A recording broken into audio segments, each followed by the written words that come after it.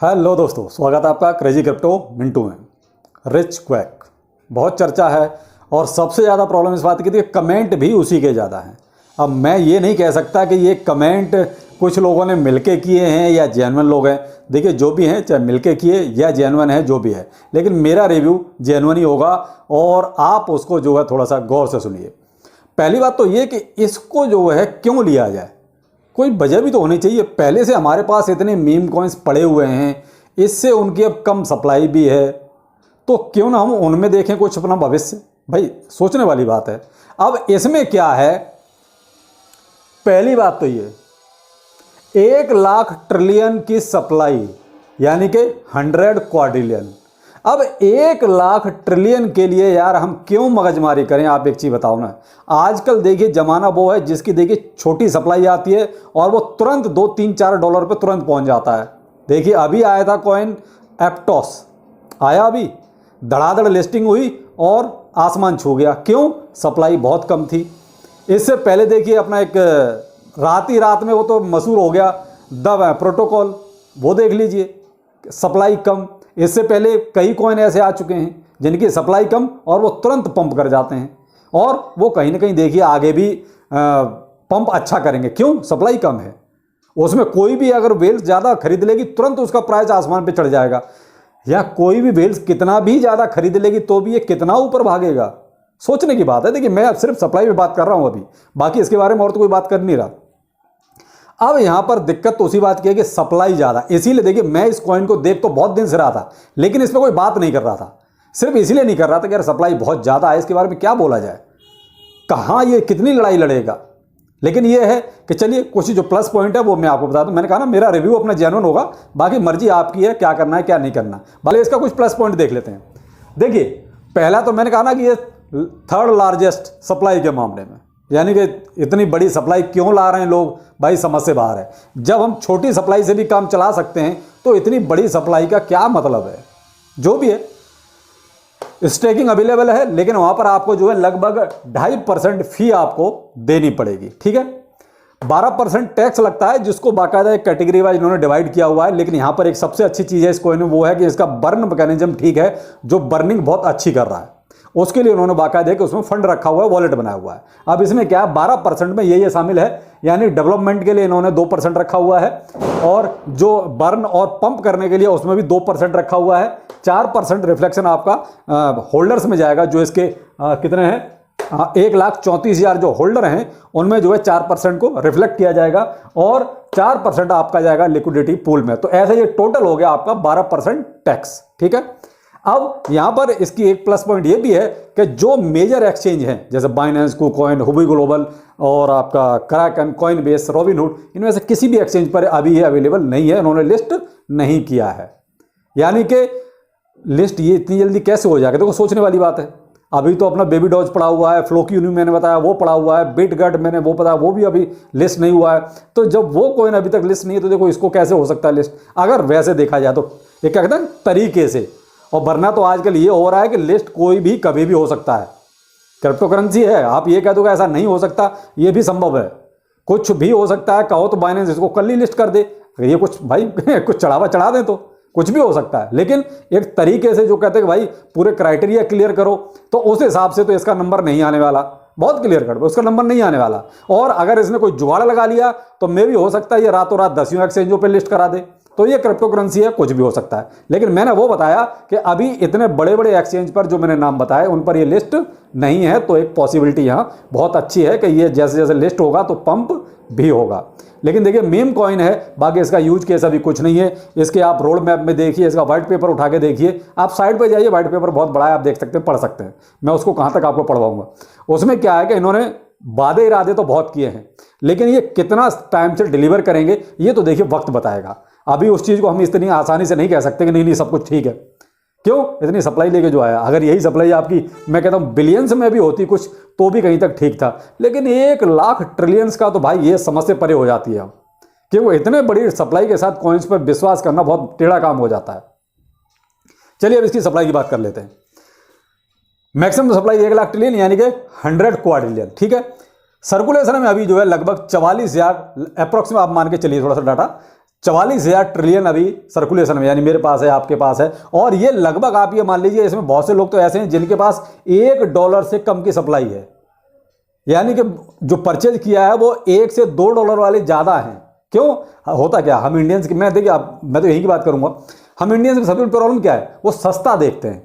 क्या सस्ता देख लिया हमने, 1 करोड़ कॉइन ले लिए और बस दिन रात बस ये फिर देखते हैं कि किसी तरीके से इसका प्राइस ₹1 चला जाए और हम करोड़पति हो गए।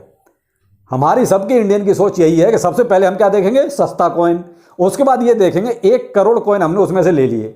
और 1 करोड़ कॉइन तो बहुत आसानी से आ जाते हैं जब इतने सप्लाई होगी, तो बस 100, 200, 500 को उन्होंने 1 करोड़ कॉइन ले लिए और दिनों रात अब इसी में सोचने में लगे हैं कि किसी भी तरीके से ये ₹1 पर पहुंच जाए। लेकिन महाराज वो ₹1 पर पहुंचेगा कैसे, मार्केट कहां से लाओगे इतना। सर्कुलेशन हमारी लगभग 44,000 ट्रिलियन के आसपास है, रैंक 265 की चल रही है, होल्डर मैंने बताया 1,34,000 हैं। अगर मैं बर्न कहता हूं तो लगभग अभी आज की डेट में करीब 53.7% इन्होंने बर्न किया है। अब एक चीज और भी है, इतनी बड़ी बड़ी जो सप्लाइयां लेके आते हैं ये लोग क्या करते हैं, इनिशियली ही 50% बर्न कर देते हैं। भाई क्यों लेके आए फिर इतनी बड़ी सप्लाई, जब आपको इनिशियल स्टेज पे ही आधा बर्न करना था तो फिर क्यों लेके आए इतनी बड़ी सप्लाई। भाई सीधा सीधा 2 बिलियन ले आते, अरे 1 मिलियन ले आते, कम ले आते। सिर्फ दिखाने के लिए हम इतना ले आए और इतना बर्न कर दिया। वही हाल सबका है, बड़े बड़े जितने भी हैं सबको मैंने एक ही कैटेगरी में रखा है, मीम को इतने कि जो बड़े बड़े सप्लाई लेके आते हैं और 50% बर्न कर देते हैं इनिशियल स्टेज में। क्यों भाई, किस खुशी में कर दी तुमने बर्न, या तो लाते ही मत। अब यहां पर वही चीज हो गई। अब इन्होंने क्या, अब अगर हम 53.7% मान के चलते हैं, इतना इन्होंने बर्न कर दिया है, तो एक अप्रॉक्स मैं बोलता हूं कि 54,000 ट्रिलियन लगभग हमने अप्रॉक्स मान लिया कि बर्न हो गया। किस में से, इसमें से 1 लाख ट्रिलियन में से। अगर परसेंट के हिसाब देखो फिर तो यहाँ 53,700 ट्रिलियन बनता है, लेकिन मैंने एक राउंड फिगर में कर दिया है, 54,000 ट्रिलियन मैंने बर्न कर दिया। ठीक है, इसमें से ये निकाल दिया, हमारे पास बचता है लगभग 46,000 ट्रिलियन माल अभी भी बचता है हमारे पास, सर्कुलेशन में एक तरह से देखा जाए तो। ठीक है, अब 46,000 ट्रिलियन को वैसे देखिए बर्न का भी अच्छा खासा हो रहा है। ये हर तीसरे चौथे दिन पूरा मिला के देखा जाए तो कभी 10 ट्रिलियन, कभी 5 ट्रिलियन, कभी 8 ट्रिलियन, कभी 11 ट्रिलियन, कभी 18 ट्रिलियन, इस तरीके से ये बर्न भी कर रहे हैं। बर्न तो अच्छा कर रहे हैं, उसमें नो डाउट। क्यों, इनका मैंने बताया ना कि ये बर्न और पंप में 2% जाता है पर ट्रांजैक्शन का, तो ये जो 2% जा रहा है उसका कहीं ना कहीं इसका बेनिफिट बर्निंग में दे रहे हैं, लेकिन फिर भी बहुत ज़्यादा क्वांटिटी है। अगर मैं आपको छोटा सा कैलकुलेशन बताऊं, एक एवरेज मानता हूं कि अगर मैं 10 ट्रिलियन पर डे बर्न करता हूं, एक एवरेज मानता हूं, 10 ट्रिलियन का वैसे है नहीं पर डे का, लेकिन फिर भी मैं मान लेता हूं कि 10 ट्रिलियन पर डे में बर्न करता हूं और 46 की जगह पे मैं 45,000 ट्रिलियन को बर्न कर रहा हूं।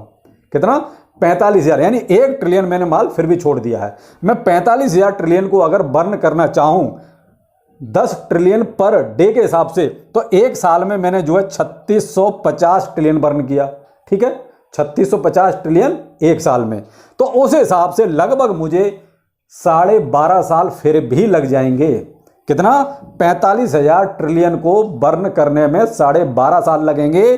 कितना, अगर मैं 10 ट्रिलियन पर डे बर्न करूं तो भाई साहब 12.5 साल तो वैसे भी लग जाएंगे, और इतना संभव नहीं है। देखिए स्टार्टिंग में बर्निंग करना आसान होता है जब हमारा स्टार्टिंग फेज होता है, लेकिन जैसे जैसे आगे बढ़ते जाएंगे बर्निंग उतनी ही टिपिकल और टफ होती जाएगी। जैसे शिवाइनू का देख लीजिए ना भाई, 589, अब वो उसको बर्न नहीं उतनी आसानी से कर पा रहे, उतनी जल्दी नहीं कर पा रहे। अगर इतना आसान होता तो क्या शिवाइनू की टीम उसको बर्न नहीं करती, लेकिन उतना आसान नहीं है अब टर्न, वो कहते हैं बर्न करना। तो वही है, इनिशियल स्टेज में बर्न करना आसान होता है, तो वो कोई भी कॉइन आता है कर देता है, तो उससे क्या एक हाइप बन जाती है कि इन्होंने इतना सारा बर्न कर दिया। बाकी इसका यूज केस अभी ऐसा कुछ भी नहीं है, ये कहो कोई यूज केस है, इसका अभी कोई यूज केस नहीं है। केवल सबसे ज़्यादा जो खतरनाक लगती है उसकी है सप्लाई, क्योंकि ये जो सप्लाई है ना, ये कहीं ना कहीं कॉइन्स के अब फेवर में नहीं जाती, ये उनके अगेंस्ट जाती है, उनके खिलाफ जाती है। और कहीं ना कहीं अब इन्वेस्टर का मोह भी देखिए भंग हो जाएगा, क्योंकि इतनी सप्लाई लाने का कोई तुक नहीं बनता है, कोई मतलब नहीं है। अभी कुछ नहीं कह सकते इसका प्राइस कितना पंप डंप हो सकता है, कोई बड़ी बात नहीं है, क्योंकि इतनी ज़्यादा सप्लाई है।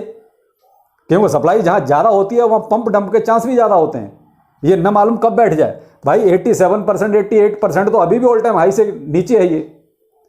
आप ये देखिए 87% मैंने लिखा है, समथिंग है कुछ, तो 87% ऑल टाइम हाई से अभी भी नीचे है। और प्राइस चल रहा है इसका, अगर डॉलर में बताता हूं तो 0.8 टाइम 018 की सीरीज, और अपने रुपए में अगर बताऊं तो 0.6 टाइम 015 की सीरीज में चल रहा है। ऑल टाइम हाई से तो अभी भी काफ़ी नीचे है ये। तो देखो, मैं तो आपको सिर्फ एक चीज़ ये कह सकता हूं कि जो प्लस पॉइंट है वो ये है कि अभी लिस्टिंग इसकी मेजर एक्सचेंज सबकी सब बाकी है। टोटल सारे एक्सचेंज पड़े हुए हैं लिस्ट होने के लिए, 2-4 हो गए हैं, जो बाकी तो सब छोटे मोटे ही हैं। बाकी मैं कहता हूँ बड़े एक्सचेंज सारे के सारे बाकी हैं। बर्न मैकेनिज्म इनका अच्छा है, जैसे मैंने कहा ना कि सुबह फ्लोकी में बताया था, अच्छा नहीं है, लेकिन इसमें बर्न का जो है हिसाब किताब ठीक है, और माल बर्न हो भी रहा है। अब ये को नहीं हो रहा है ऐसा नहीं है, माल बर्न भी हो रहा है, लेकिन सबसे बड़ी प्रॉब्लम है इसकी ये इतनी ज़्यादा सप्लाई।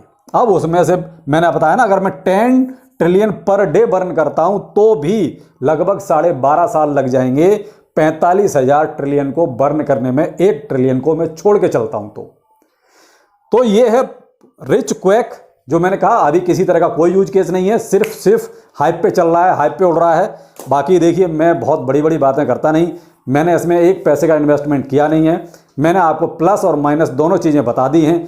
मर्जी आपकी, आप करना चाहते हैं करें, नहीं करना चाहते आपकी मर्जी है, लेकिन मुझे कोई अभी इसमें ज़्यादा इंटरेस्ट नहीं है। मैं इसको अभी और देखना पसंद करूंगा कि आखिर इसका क्या हिसाब किताब रहता है। क्यों?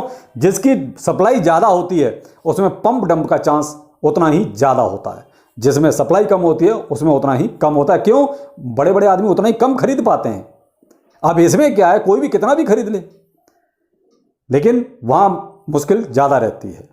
तो इसलिए अब आप देख लीजिए, अगर बाई चांस किसी को इन्वेस्ट करना भी है, कोई बहुत ही ज़्यादा चाहता है इसमें इन्वेस्ट करना, तो मेरे भाई 500 रुपये कर दो, और वो बहुत हैं, उतने में बहुत सारे कॉइन आ जाएंगे, और लेके भूल जाओ, बस छोड़ दो उसको, जो है पड़ा रहेगा। जब कभी आपको लगे कि इन्वेस्टमेंट अच्छा है और कुछ मिल रहा है, तब आप उसको विड्रॉ कर लेना। फिर मिलते हैं कल किसी अच्छे कॉइन के साथ। नमस्कार।